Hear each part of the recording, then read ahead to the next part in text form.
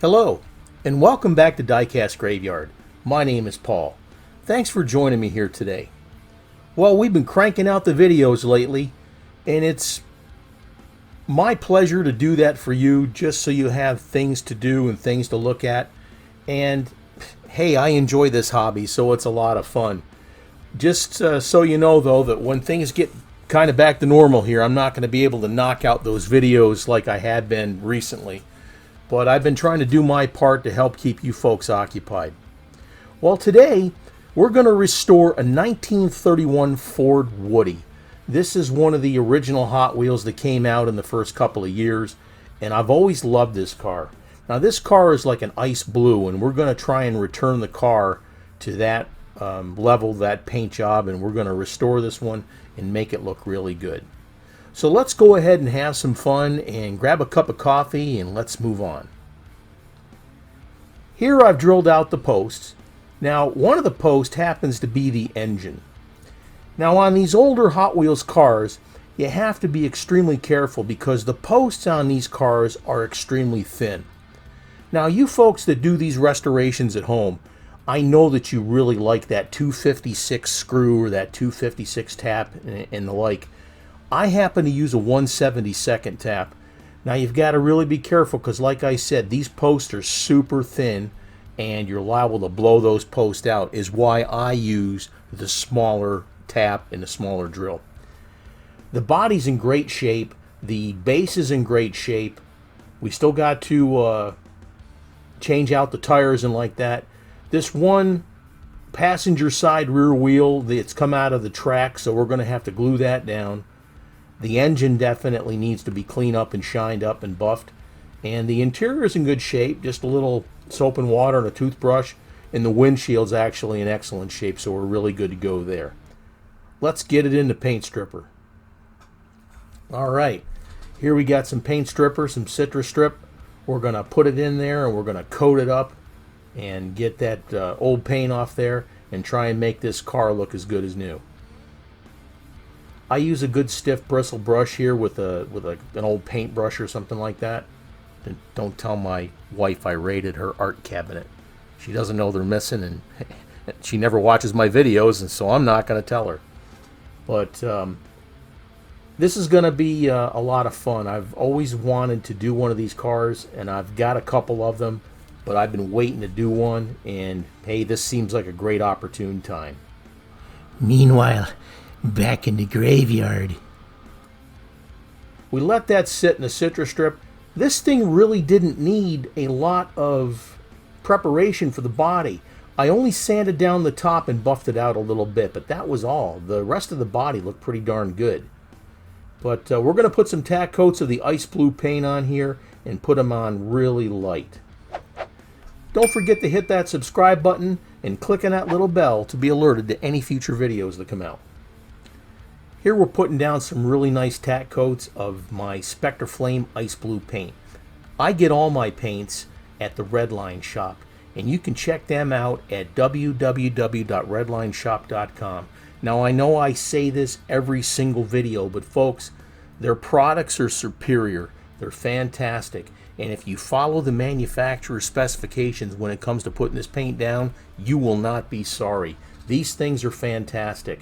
And then the customer service from John out there on the West Coast, I'm telling you folks, these paints, the parts that they have for the cars, the aftermarket wheels, the decals, everything, you do yourself a big favor by going to this website and checking everything out they have to offer.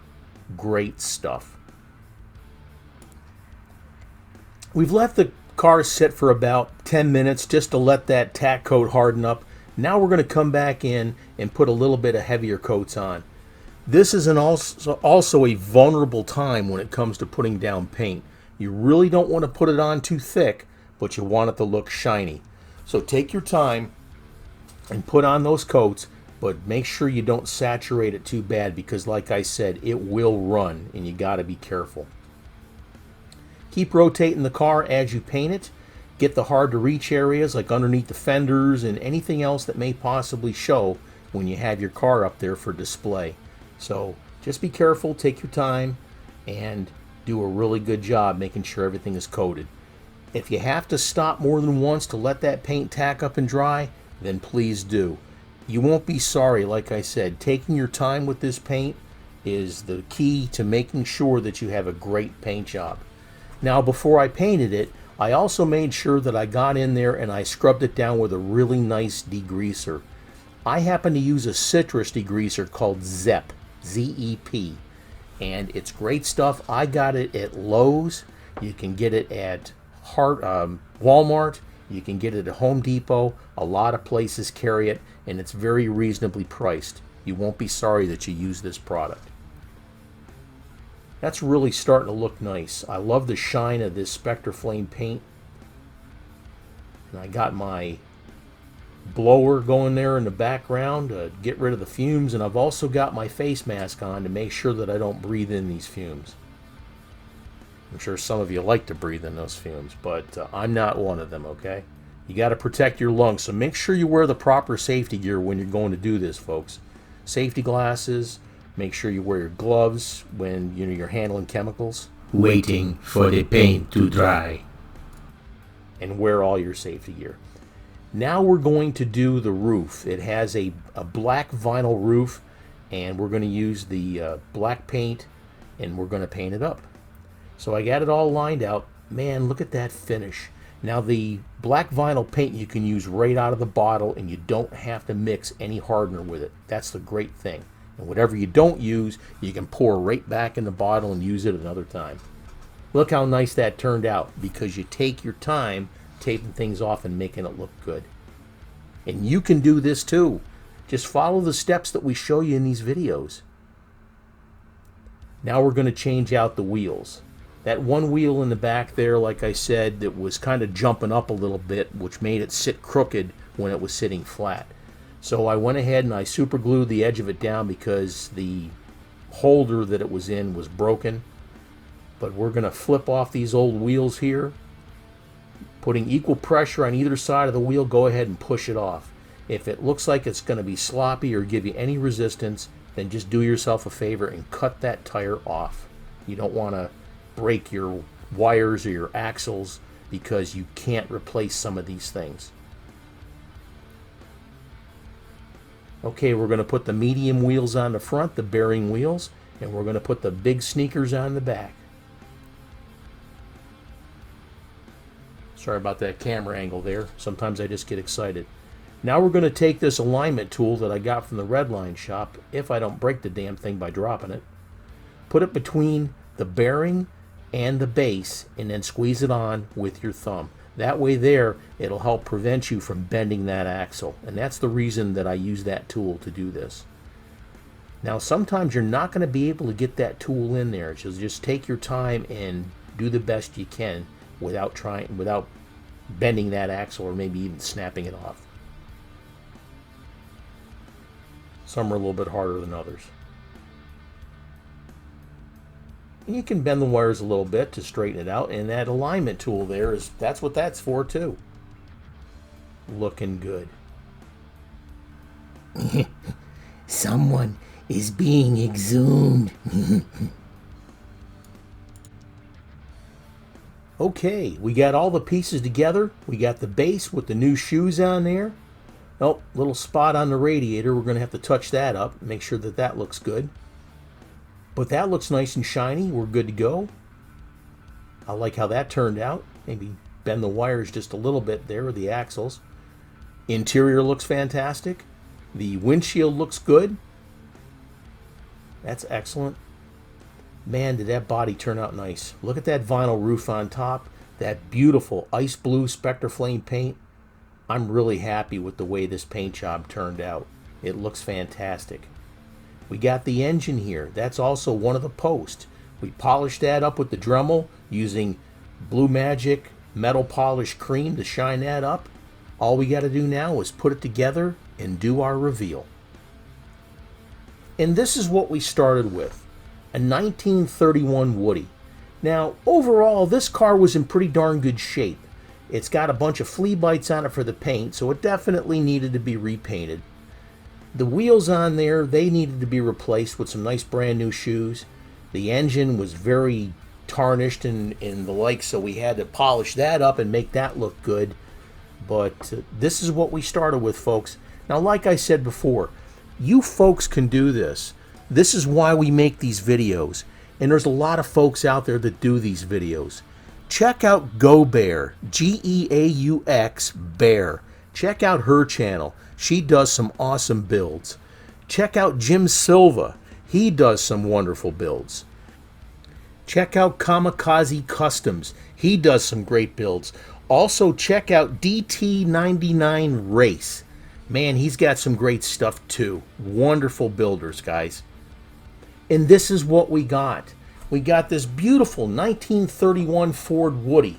It turned out excellent. I'm very happy with that ice blue paint, that beautiful vinyl roof that we put on, and the brand new wheels, the shiny engine. Man, did this car turn out fantastic. I'm so happy with the way this thing turned out. Now, like I said, you folks can do this too. Follow the other channels also. They've got some great tips and tricks to help you with your builds, and just keep subscribing to them and go see them and check them out. They're great folks. I want to thank the members of my Patreon team. We've got a lot of new members here that joined up in the past few days, and I want to thank them. Under the hearse driver category, we got Jim Silva. Like I said, check out his YouTube page.